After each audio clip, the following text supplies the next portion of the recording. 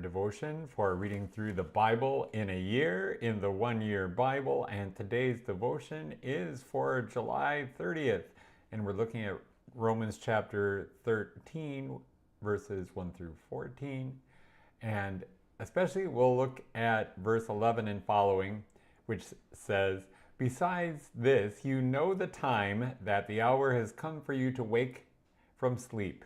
For our salvation is nearer to us now than when we first believed. The night is far gone, the day is at hand. So let us cast off the works of darkness and put on the armor of light. Let us walk properly as in the daytime." N.T. Wright, in his commentary on Romans, gives this section the title, "Living by the Rising Sun," which is a great title and a great concept. We as believers are called to do the law's commands in love because we understand the fleeting times in which we live. Paul looks ahead to the return of Jesus, and he calls the last day the day. It is the day when we will experience the fullness of our salvation at last. In a very important way, we are already living in the last days now. It is a momentous time frame that has been ushered in by the death and resurrection of Jesus.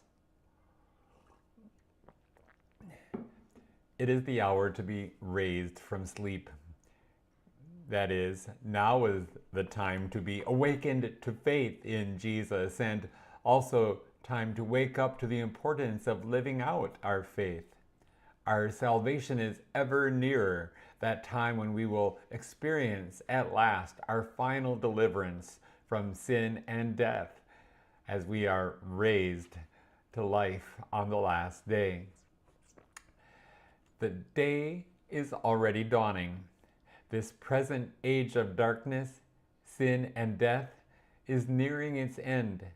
And in the midst of the darkness, the early light of the morning is already shining forth by virtue of Jesus' first coming, which announces and inaugurates his kingdom.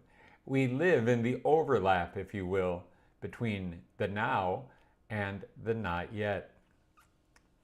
How near is the end?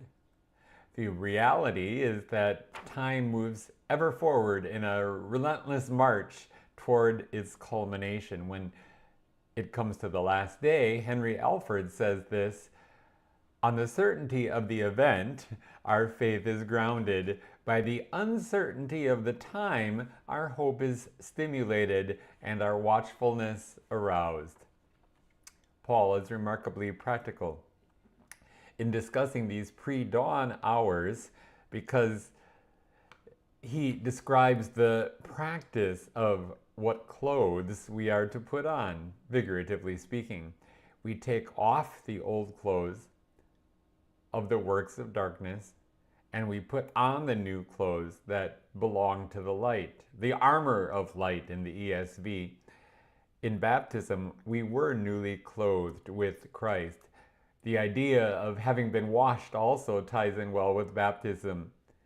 Instruments is more literal than the word armor here, and a better translation, as nice as armor might sound.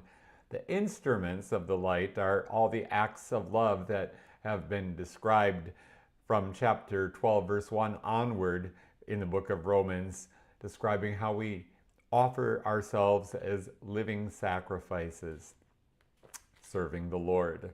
Speaking of that, our daily walk is walking in accordance with the new life that has been given to us in Jesus and in harmony with the Holy Spirit who is working in us. We live as new men and women and children in the Lord, made new by the death and resurrection of Jesus. So we walk as Christ did. May God be with you and bless you, and I'll look forward to talking with you.